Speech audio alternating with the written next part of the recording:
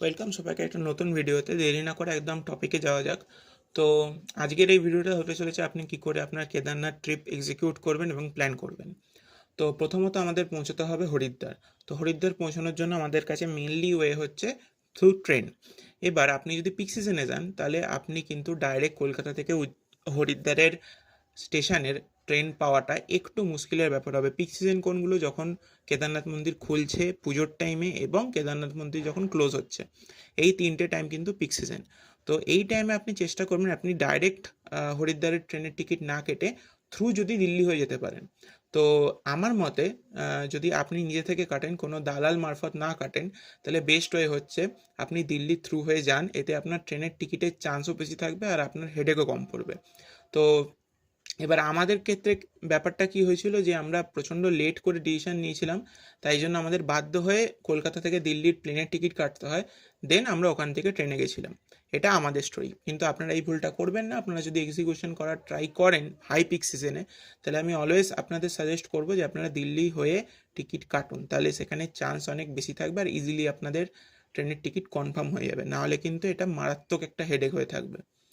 আচ্ছা, second of all হচ্ছে, যদি আপনি দিল্লি থেকে হরিদ্বার যান তাহলে ওখানে অনেকগুলো ট্রেন অ্যাভেলেবেল রয়েছে, যেগুলো আপনি স্লাইডে দেখলেন। তো সেই ট্রেনগুলোর মধ্যে চেষ্টা করবেন, যদি আপনারা হরিদ্বারে চান করা বা হরিদ্বারে থাকার প্ল্যান করেন, তাহলে যে ট্রেনগুলো সকালের দিকে হরিদ্বার পৌঁছচ্ছে সেই ট্রেনের টিকিট কাটার। আর যদি আপনাদের মানে একটু লেট করে গেলেও কোনো অসুবিধে নেই, কিন্তু যদি আপনাদের হরিদ্বারে না থাকার প্ল্যান থাকে, মানে হরিদ্বারে পৌঁছেই আপনারা ফার্দার জার্নি করতে চান, তাহলে এমন ট্রেনের টিকিট কাটুন যেগুলো আপনাকে আর্লি মর্নিং হরিদ্বারে পৌঁছবে। নাহলে কিন্তু আপনার ওপরে যেতে যেতে, মানে কেদারনাথের কাছাকাছি যেতে যেতে অনেকটা টাইম লেগে যাবে। তো সেটা রাত্রিরের জন্য অ্যাকচুয়ালি ওখানে ড্রাইভ ঠিক না উত্তরাখণ্ডের রাস্তায়। তো আমার সাজেশন, তো এমন ট্রেনের টিকিট কাটুন যেগুলো আপনাকে তাড়াতাড়ি হরিদ্বার নিয়ে যাবে, যদি আপনাদের ফার্দার সেই দিনেই জার্নি স্টার্ট করতে হয়। আচ্ছা, এবার যদি আপনাদের গঙ্গা আরতি দেখতে হয় হরকি পৌড়ি ঘাটে, তাহলে কি করে যাবেন? আমাদের হোটেল থেকে গঙ্গার ঘাটের যে ডিস্টেন্সটা রয়েছে ওটা ওই রকম 200-300 মিটার ছিল। তো আমরা তো পায়ে হেঁটেই গেছিলাম। তো ওখানে কিন্তু জুতো খুলে আপনাকে যেতে হয়, যে গঙ্গার যে ঘাটের যে জায়গাটা অ্যাকচুয়ালি গঙ্গা আরতি হয় সেখানটা আপনাকে জুতো খুলে যেতে হবে। তো আপনারা সেই বুঝ অনুযায়ী একটু আগে আগে গিয়ে পৌঁছাবেন, যাতে আপনাদের আগের জায়গা পান বসে দেখার জন্য। এবার পালা হচ্ছে আপনি হরিদ্বার থেকে সোনপ্রয়াগ বা গৌরীকুণ্ড কী করে যাবেন। দেখুন, সোনপ্রয়াগ আগে পড়ে, গৌরীকুণ্ড একটু পরে পড়ে। এবার কি আপনি ক্যাব, ট্যাক্সি, বাস, মানে পাবলিক বাস, শেয়ারিং ক্যাব, আপনি এই সব কিছু অ্যাভেলেবেল পাবেন। সব কিছুর প্রাইস ডিপেন্ডিং অন দ্য আপনি কি চুজ করছেন। 800 থেকে 850 থেকে শুরু হচ্ছে গাড়ির, মানে বাসের প্রাইস। গাড়িতে আপনার রকম 1100-1200 টাকার মতন লাগবে যদি আপনি শেয়ারিং ক্যাব করেন। আর আপনি যদি বুক করেন তাহলে ডিপেন্ড করছে আপনি কীরকম বুক করছেন। মানে আমরা যেরকম বুক করেছিলাম, যে আমরা আহ, পুরো ট্রিপটার জন্য বুক করেছিলাম, তো তার একটা চার্জ পড়ে। আর আপনি যদি ওই দিনটার জন্য বুক করেন, মানে জাস্ট যাওয়ার জন্য বুক করেন, তার আলাদা চার্জ পড়ে। এবার সেকেন্ড কথা হচ্ছে, আপনি যাই বুক করে যান, এটা সবসময় মাথায় রাখবেন, আপনাদের যে যাই বলুক, আমি বলছি আপনি যাই বুক করে যান, সোনপ্রয়াগের পর কিন্তু আপনাদের প্রাইভেট গাড়ি যাবে না। এটা ওখানকার সরকারের নিয়ম। আমি জানি না কী জন্য নিয়ম করেছেন, বাট এটাই নিয়ম, যে সোনপ্রয়াগের পর আপনাদের কোনো গাড়ি যাবে না। আপনাদের বাধ্যতামূলক 50 টাকা শেয়ার ক্যাবের ভাড়া দিয়ে আপনাকে গৌরীকুণ্ড যেতে হবে। এটা একদম আপনার মাথায় ঢুকিয়ে রেখে নিন। এইবার যদি আপনি ডাইরেক্ট গৌরীকুণ্ড যান, তাহলে গৌরীকুণ্ডে কি জিনিসপত্রের দাম একটু বেশি সোনপ্রয়াগের থেকে। আর সোনপ্রয়াগে থাকলে সোনপ্রয়াগে আপনি একটু জিনিসপত্রের দাম কম পাবেন। এবার আরেকটা সুবিধা হচ্ছে গৌরীকুণ্ড যাওয়ার, যে আপনাকে সকালবেলা আর ওই লাইনে দাঁড়াতে হবে না। আপনি ডাইরেক্ট ওখান থেকে বাই ফুট বা যেটা আপনার প্রেফারেবল ওয়ে, ওখানে যাত্রা শুরু করতে পারবেন। আর আপনাদের যদি বাই ফুট যেতে, মানে আপনাদের যদি গৌরীকুণ্ডে থাকতে প্রবলেম হয়, ওখানে একটু হোটেলের দামও একটু কস্টলি সোনপ্রয়াগের থেকে, তাহলে আপনারা সোনপ্রয়াগেও থাকতে পারেন, আপ টু ইউ। এবার আসছি যাত্রাপথ, মানে কেদারনাথ ট্রেক, যার জন্য আমরা সেই আপনাদের মতনই, হয়তো আপনারা যখন ভিডিওটা দেখছেন এই 5 থেকে 6 ইঞ্চি স্ক্রিনে আমরাও দেখেছিলাম এক টাইমে। আজ আমরা সেখানে দাঁড়িয়ে যেখানে আমরা যাত্রা নিজেরা শুরু করছি। এটা একটা অদ্ভুত ফিলিংস। তো আমরা তো ডাইরেক্ট গৌরীকুণ্ডেই মানে দাঁড়িয়েছিলাম, হোটেল নিয়েছিলাম। তো গৌরীকুণ্ড থেকে আমরা সকালবেলা 3:30-4টের মধ্যে রেডি হয়ে, 2টোর সময় উঠে 3:30-4টের মধ্যে রেডি হয়ে ট্রেক করার জন্য একদম রেডি ছিলাম আর ট্রেক স্টার্ট করেছিলাম। এবার আমরা কেন এরকম করছি, কারণ আমরা হচ্ছি একদম সেই ঘরে থাকা ছেলেদের মতন, ঠিক আছে? আমরা কোনোদিন ট্রেক করিনি, কোনোদিন এরকম জার্নি করিনি, তো আমরা জানতাম না আমাদের কতক্ষণ লাগবে, প্লাস আমাদের শরীরের কন্ডিশন কীরকম, ওখানে পারমিট করবে কি করবে না। তো আমিও সাজেস্ট করবো আপনারা যত তাড়াতাড়ি পারবেন যাত্রা শুরু করুন, যাতে রাত্রির হওয়ার আগে আপনারা পৌঁছে যেতে পারেন। তো 3:30-4টার দিকে যাত্রা শুরু করেছি, আর যাত্রা শুরু করার পর থেকে মানে গৌরীকুণ্ডের স্টার্টিং পয়েন্ট থেকেই ঘোড়া পিট্ঠু সব লোক আপনাকে বলবেন যে আপনারা যেতে পারবেন না, পিট্ঠু করে নিন। আপনাদের মনে যদি জোর থাকে আর মহাদেবের ওপর যদি ভরসা থাকে, কারোর কথায় কান দেবেন না, জাস্ট আপনি মহাদেবের নাম করে এগিয়ে চলুন।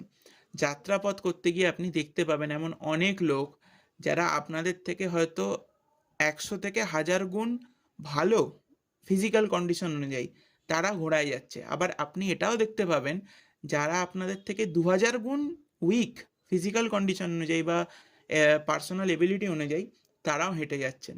তো চয়েস আপনাদের, আপনারা হেঁটে যাবেন না আপনারা পালকি, পিট্ঠু বা ঘোড়ায় করে যাবেন, অ্যাবসোলিউটলি চয়েস আপনাদের। আমি প্রাইসগুলো একটু বলে দিচ্ছি, আইডিয়া দিয়ে দিচ্ছি। দেখুন, ঘোড়ার প্রাইস 1500 থেকে স্টার্ট হয়, আপনি যত ওপরে উঠবেন তত ওটা একটু একটু করে কমে, 1200 হচ্ছে ওদের লাস্ট প্রাইস, 1200-র নিচে ওরা নাবে না। আচ্ছা, পিট্ঠু, পালকি এগুলো ডিপেন্ড করছে আপনাদের ওয়েটের ওপর, আপনাদের ওয়েট যত বেশি হবে ওরা তার ওপর তত চার্জ করবে। আর হেলিকপ্টার পরিষেবা তো রয়েছে, ওটা তো আলাদা করে যারা যাবেন তাদের তো আলাদা করে ওখান থেকে নিয়ে যাবে, ওটা তো গৌরীকুণ্ডে আসারও দরকার নেই, ওটা সোনপ্রয়াগ থেকেই আপনারা যেতে পারেন, বা তার আগেও হেলিপ্যাড রয়েছে ওখান থেকেও যেতে পারেন। তো আমি যতদূর জানি যে মনে হয় 7 থেকে 8 হাজার টাকায় আপ ডাউন ওরা করিয়ে দেয়, মাঝখানে একদিনের বাফার টাইম ওরা দেয়, মানে আপনি যেদিনকে গেলেন সেই দিন না এসে পরের দিনও আপনি আসতে পারেন। তো এই হচ্ছে তো আপনার হেলিকপ্টার পরিষেবা। এবার আরেকটা জিনিস বলি যে যখন আপনি যাত্রা শুরু করবেন, মানে টয়লেট বা বাথরুমের কথা মাথায় আনবেন না, কারণ থ্রু আউট দ্য রাস্তা খুব ওয়েল মেনটেন টয়লেট রয়েছে। হ্যাঁ, আপনি বাড়ির মতন তো অবভিয়াসলি পাবেন না বা হোটেলের মতন অবভিয়াসলি পাবেন না, বাট পরিষ্কার পরিচ্ছন্ন মানে ইউজ করা যাবে এরকমই টয়লেটের বন্দোবস্ত রয়েছে থ্রু আউট দ্য আপনার ট্রেক। আর আরেকটা জিনিস মনে রাখবেন, যখন আপনি ট্রেক স্টার্ট করেছেন তখন আপনাকে অনেকে বলতে পারেন বা আপনি ইউটিউবে দেখতে পারেন যে 16 কিলোমিটার, 18 কিলোমিটার। একদমই না, পুরো ট্রেকটা 21 থেকে 22 কিলোমিটার, ঠিক আছে? আপনারা যদি কোনো শর্টকাট না নেন আপনাদের 22 কিলোমিটারই কিন্তু যেতে হবে, কারোর কথা শোনার দরকার নেই। আর পাহাড়ের 22 কিলোমিটার কিন্তু নর্মাল রাস্তার 22 কিলোমিটারের থেকে ডবল মনে হয়, এটা আপনাদের মনে হবে, কিন্তু আপনারা যাচ্ছেন 22 কিলোমিটারই, 22 থেকে 24 কিলোমিটার আপনাদের যেতে হবেই, আপনারা যদি কোনো রকম শর্টকাট না নেন। শর্টকাট নিলে একটু হয়তো কমবে। এবার আরেকটা জিনিস বলার, আপনারা যাকেই জিজ্ঞেস করবেন প্লিজ কাউকে জিজ্ঞেস করার দরকার নেই, ফোনে আপনি ম্যাপ অন করুন, যদি আপনি ইউজ করেন তাহলে ফোনে গুগল ম্যাপস অন করুন, আপনি আপনার ডিস্টেন্স ক্যালকুলেট করুন, ওখানে সই করবে, সেইটা দেখে আপনি এস্টিমেট করুন যে আপনি কত কিলোমিটার এসছেন, কত কিলোমিটার যাওয়া বাকি আছে।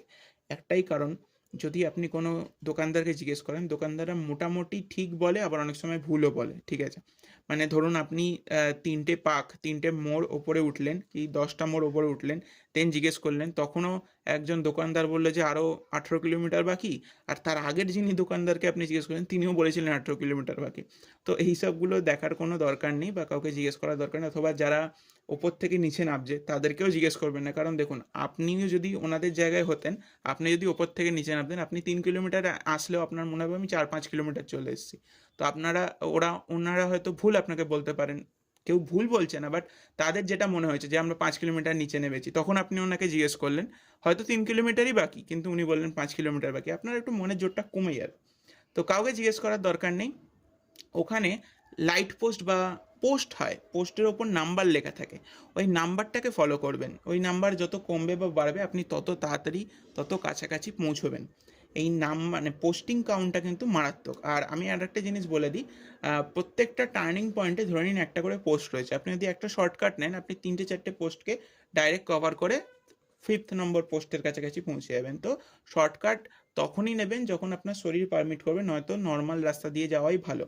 এবার ট্রেক শুরু করার জন্য যে জিনিসগুলো আপনাদের দরকার সেগুলো হচ্ছে ওয়াটারপ্রুফ জুতো অবশ্যই নেবেন, ভালো জুতো নেবেন, ওয়াটারপ্রুফ যদি নাও আপনি ইউজ করেন তাহলে ভালো জুতো অবশ্যই নেবেন, কারণ একটাই বলছি, থ্রু আউট দ্য ট্রেক অনেক জায়গায় ঝর্ণা রয়েছে, প্লাস ওখানে বৃষ্টিও হয়, তো রেনকোট নেবেন। এবার আমি বলবো ওই মানে ইউজ অ্যান্ড থ্রো রেনকোট ভালো, ওগুলোও নিয়ে নেবেন। আর মানে ঘর থেকে এরকম হেভি রেনকোট ক্যারি না করাই ভালো, কারণ অ্যাট দ্য এন্ড আপনাদেরই বইতে হবে।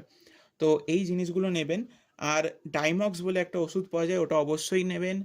জল, ড্রাই ফ্রুটস, জলটা মাস্ট, ঠিক আছে? জল খাবেন, জল তেষ্টা না পেলেও জল খাবেন, কারণ আমরা এই জিনিসটা ভুল করেছিলাম যার জন্য আমাদের পস্তাতে হয়েছে। তো আমরা জল কম খেয়েছিলাম যার জন্য আমাদের শরীরে ডিহাইড্রেট হয়ে গেছিলো, তো তখন কিন্তু ওপরে খুব কষ্ট হয়। তো জল বারবার খাবেন, ড্রাই ফ্রুটস খাবেন, চকলেট পারলে চকলেট ক্যারি করতে পারেন। আর একটা জিনিস করবেন, সেটা হচ্ছে ওখানে কিন্তু জলের প্রাইস সত্যিই 100 টাকা, ঠিক আছে? 100 টাকা পার লিটার বোতলে প্রাইস আপনাদের কিনতে হবে। আর নর্মালি আমরা যেটা খাই চা বা ওই পরোটা, তো এইগুলোর প্রাইস কিন্তু ওই ধরে নিন 120 টাকা, 100 টাকা এরকম। আচ্ছা, এই তো হয়ে গেল থ্রু আউট দ্য ট্রেক আপনি কী করে যাবেন। যত তাড়াতাড়ি পারবেন আপনি শুরু করুন, কারণ সন্ধে হলেই আমাদের টাইমে বৃষ্টি নেমে যাচ্ছিলো। তো যত তাড়াতাড়ি ওপরে পৌঁছতে পারবেন তত তাড়াতাড়ি আপনি দর্শন করতে পারবেন। আচ্ছা, এবার থাকা আর ক্যাম্পের কথা বলি। দেখুন, আমরা একটা ভুল করেছিলাম যেটা আমি চাইবো না যে আপনারাও করুন। সেটা কি, যে আমরা এখান থেকে বুক করে গেছিলাম আপনাদের যে ক্যাম্পগুলো হয়, ওখানকার গভর্নমেন্ট যে ক্যাম্পগুলো হয়। তো আমি বলবো 1000 টাকা দিয়ে পার পার্সন ওই ক্যাম্পে না থেকে অন স্পট গিয়ে বুক করা অনেক ভালো। তবে এতে একটাই প্রবলেম হয়ে যায় কি, অন স্পট গিয়ে বুক করতে, যে আপনাদের ওই অতটা জার্নি করার পর গিয়ে খুঁজতে হবে যে আপনি কোথায় থাকবেন। তো এই একটাই ঝামেলা, না হলে আমি বলবো যে ওখানে গিয়ে বুক করা ফার বেটার। কারণ আমি পার্সোনালি বলছি, 1000 টাকা পার পার্সন চার্জ করে ওনারা যে সার্ভিস দিয়েছেন না, ওটার থেকে ফার বেটার সার্ভিস আপনি ওখানে এক্সপেক্ট করবেন ওর হাফ প্রাইসে। এটাই ফ্যাক্ট। আমরা যে ইউটিউবে এত দেখি না, যে বা এই যে লোক এত ক্রেজ করে রেখেছে, বা আপনি যখনই কোনো সাইটে যাবেন ওখানে যে আপনি যখনই বুক করতে যাবেন ওখানে যে এত হাইপ করে রেখেছে না, প্রাইস, অ্যাভেলেবিলিটি, একদমই না। ওখানে অনেক রুম আছে, অনেক, মানে আপনি ওখানে অন স্পট গিয়ে বুক করতে পারবেন, অনেক রুম আছে। হ্যাঁ, কখন পারবেন না, মানে কখন একটু আপনাকে স্ট্রাগল করতে হতে পারে, যখন কেদারনাথ মন্দির খুলছে ওই টাইমটায় কিন্তু একটু চাপ থাকে। তো ওই টাইমে যদি আপনি যান, মানে এই এপ্রিলের 22 তারিখ তো খুলছেই মনে হয়, তো ওই টাইমে যদি যান একটু ভেবে চিন্তে বুক করে যাবেন, না হলে ওখানে গিয়ে বুক করা ফার বেটার। এবার যদি কেদারনাথের সাইট সিনের কথা বলি, দেখুন ওখানে তো কালভৈরব যেতেই পারবেন আপনি, 1 কিলোমিটারের ট্রেক রয়েছে, আপনি 2 ঘন্টা মধ্যে ঘুরে উপর থেকে চলে আসতে পারেন। আপনার হাতে যদি গোটা একটা দিনের সময় থাকে তবেই আপনি ওখান থেকে বাসুকিতালের ট্রেক করবেন। আর একটা কথা বলে দিই, বাসুকিতালের ট্রেক কিন্তু যদি আপনি প্রথমবার যান কোনোভাবেই নিজেরা করবেন না, কারণ যে ওয়েদারেই যান ওয়েদার কখন খারাপ হবে আপনি জানেন না। যদি ওপরের এক তো ওটা কোনো প্রপার পাথ নেই ওখানে যাওয়ার, ঠিক আছে? আপনাকে ওই রকি হিলস ক্লাইম করে উঠতে হবে, নামার সময় রকি হিলস ক্লাইম করে নামতে হবে। এবার যদি কোনোভাবে আপনি রাস্তা হারিয়ে যান বা কোনোভাবে কুয়াশা হয়ে যায় বা মেঘ ঢেকে নেয় পাহাড়, তখন কিন্তু আপনার হারিয়ে যাওয়ার চান্স রয়েছে। আর ওটা যথেষ্ট হাই অল্টিটিউড, তাই জন্য লোকাল গাইড নিয়ে তবেই আপনি যাবেন। আপনি যদি, আমরা যতদূর জিজ্ঞেস করেছিলাম কিন্তু আমরা যাইনি, যে আপনি যদি একা যান তাহলে আপনার ওই 1100-1200 টাকার মতন ওনারা নেয়। এবার যদি আপনি ধরুন 3-4 জন যাচ্ছেন, তাহলে ওই 1100-1200 টাকা তো নেবেই, দেন পার পার্সন 200-300 টাকা করে এক্সট্রা, মানে ধরুন আপনারা যদি 4 জন যান, আমি সাপোজ ধরলাম 1200 টাকা একজনের জন্য নিচ্ছেন, তাহলে আরও যদি আমি 300 করে ধরি, তাহলে 2100 টাকা আপনাদের ওই ট্রেকের জন্য ওই গাইডটা নেবে আপনাদের থেকে চার্জ। তো আপনি যদি পিক সিজনে যান, আমি বারবার বলবো যে মোটামুটি মাঝরাত্রির থেকে দাঁড়িয়ে পড়বেন লাইনে। মাঝরাত্রির মানে আমি 2-3টের কথা বলছি, রাত্রির 2-3টে, ইয়েস। কারণ অনেক লম্বা লাইন হয় যদি আপনাকে জেনারেলে লাইনে দাঁড়িয়ে, মানে শুধুমাত্র টোকেন কেটে দেন দর্শন করতে হয়, সেটা কিন্তু অনেক লম্বা লাইন হয়। অনেক মানুষ এমনও আছে যারা রাত্রিরের দিকে ট্রেক শুরু, মানে রাত্রিরের দিকে কেদারনাথ পৌঁছে ডাইরেক্ট লাইনে দাঁড়িয়ে যান, তো আপনি কিন্তু যেতে পারবেন না, মানে তাড়াতাড়ি লাইনে দাঁড়ালে দর্শন মুশকিল। এবার সবাই বলে যে 10টার মধ্যে বন্ধ হয়েছে, বাট ওই 10টা-11টার মধ্যে বন্ধ হয়েছে, কিন্তু 12টা-12:30 অবধি খোলা ছিল আমরা যখন গেছিলাম। একটা শীঘ্র দর্শন রয়েছে, একটা ভিআইপি দর্শন রয়েছে, ঠিক আছে? শীঘ্র দর্শনের পয়সাটা একটু কম আর ভিআইপি দর্শনের পয়সাটা বেশি। এরপরেও চার্জ হয়, এরপরেও আপনি যদি ওই স্পেশাল টিকিট কাটেন, তাহলে পার্টিকুলারলি একটা পুরোহিত আপনাকে দেয়া হবে। ওই পুরোহিত ধরে নিন 5 থেকে 10 জনের একটা গ্রুপকে ভেতরে গিয়ে পুজো করাবেন, কিন্তু আপনাকে কিন্তু লাইনটা নর্মালিভাবেই দিতে হবে। তো পুজোর ব্যাপারটা কিন্তু একটু মাথায় রেখে তারপর ডিসাইড করবেন যে আপনি কি করবেন। এই ছিল পুরো তথ্য। যদি আরও কিছু জানার ইচ্ছে থাকে আমাকে মানে কমেন্ট বক্সে জানাতে পারেন, আমি রিপ্লাই করব অবশ্যই। এই ভিডিওতে এইটুকুনি, দেখা হচ্ছে আবার পরের কোনো ভিডিওতে। ততক্ষণ হর হর মহাদেব, ভালো থাকবেন সবাই।